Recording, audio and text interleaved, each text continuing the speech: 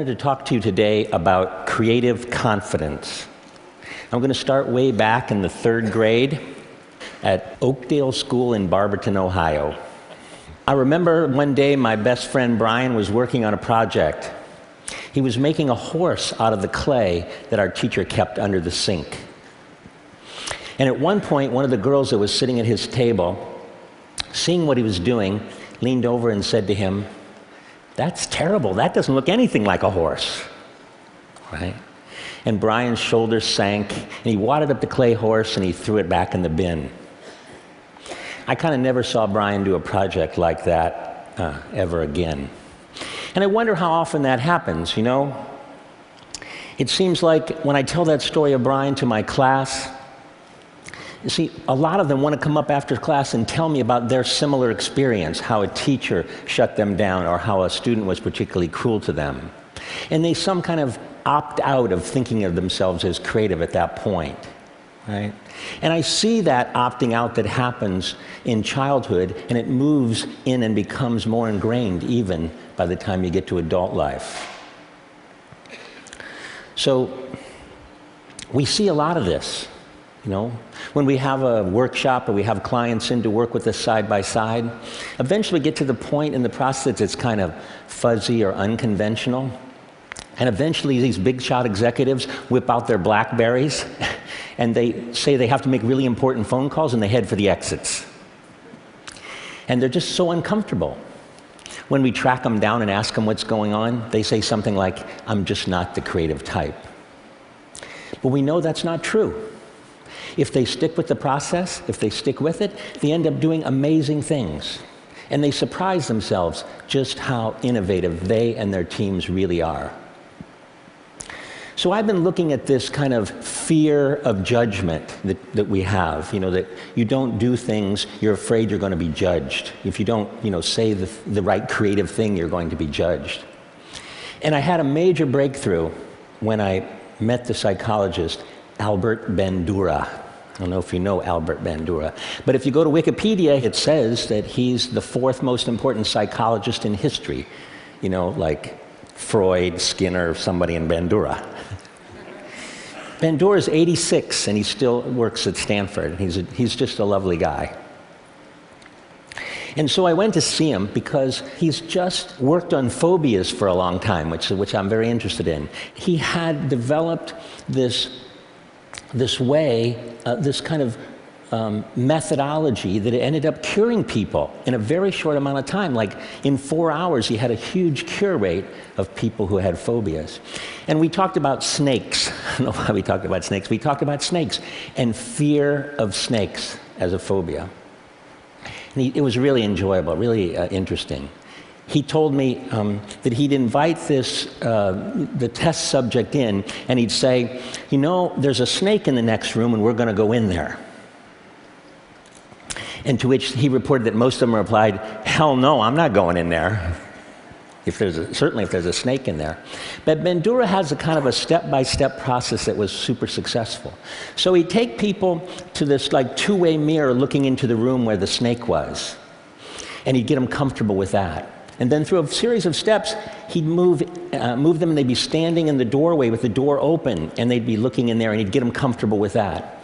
And then many more steps later, kind of baby steps, they'd be in the room, they'd have like a leather glove, like a welder's glove on, and they'd eventually touch the snake. And when they touched the snake, everything was fine. They were cured. In fact, everything was better than fine. These people who had lifelong fears of snakes were saying things like, "Look how beautiful that snake is." And they were holding it in their laps, right? Bandura calls this process guided mastery. I love that term, guided mastery, right? And something else happened.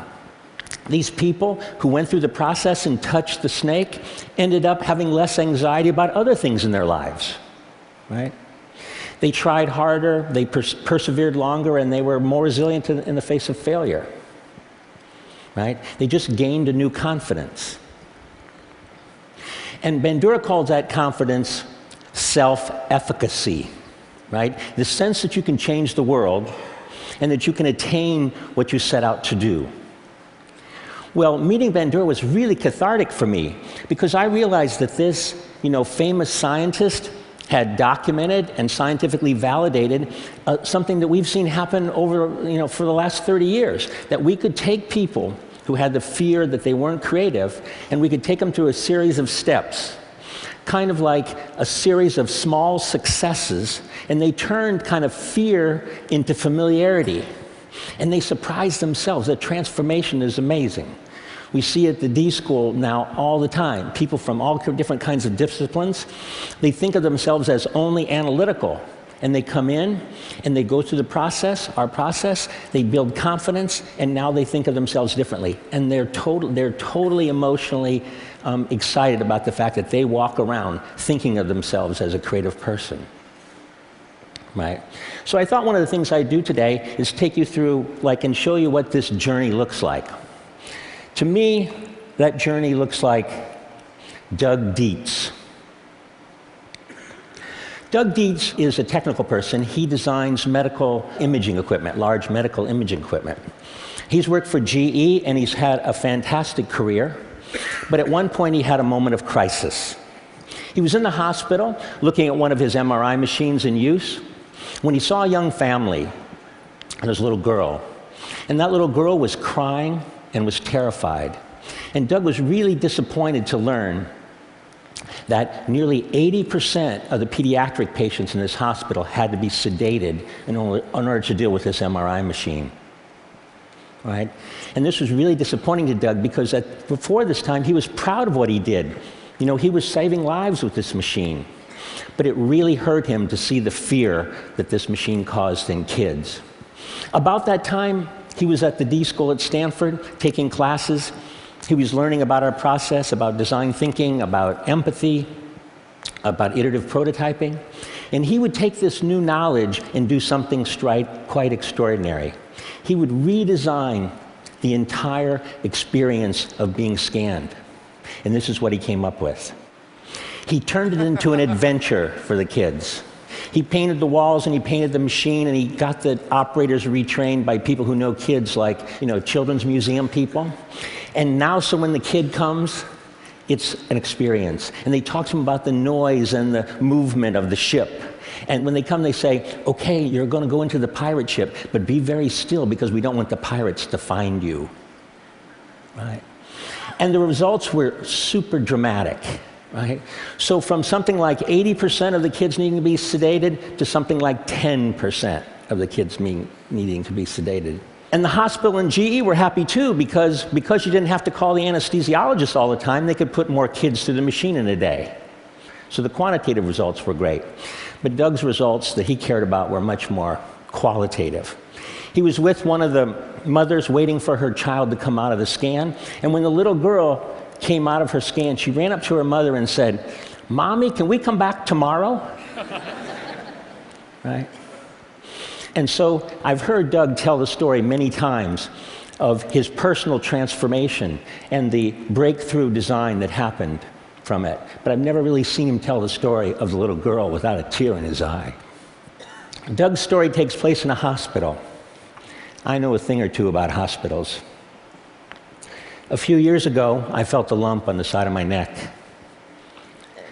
And it was my turn in the MRI machine. It was cancer. It was the bad kind. I was told I had like a 40% chance of survival. So while you're sitting around with the other patients in your pajamas and everybody's pale and thin, and you're waiting for your turn to get the gamma rays, you think of a lot of things. Mostly you think about, am I going to survive? And I thought a lot about what was my daughter's life going to be like without me. But think about other things. I thought a lot about, what was I put on earth to do? What was my calling? What should I do? Right? And I was lucky because I had lots of options. We'd been working in health and wellness and K through 12 and the developing world, and so there were lots of projects that I could work on.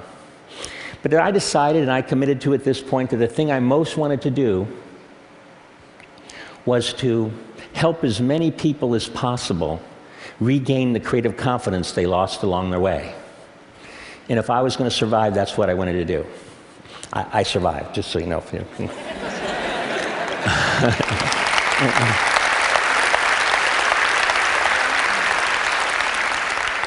I really believe that when people gain this confidence, and we see it all the time at the D School and at IDEO, that they actually start working on the things that are really important in their lives. We see people quit what they're doing and go in new directions. We see them come up with more interesting and more ideas so that they can choose from better ideas. And they just make better decisions. So I know at TED you're supposed to have a change the world kind of thing, isn't that? Everybody has a change the world thing. If there is one for me, this is it, to help this happen. So I hope you'll join me on my quest. You as kind of thought leaders, it would be really great if you didn't let people divide the world into the creatives and the non-creatives like it's some God-given thing.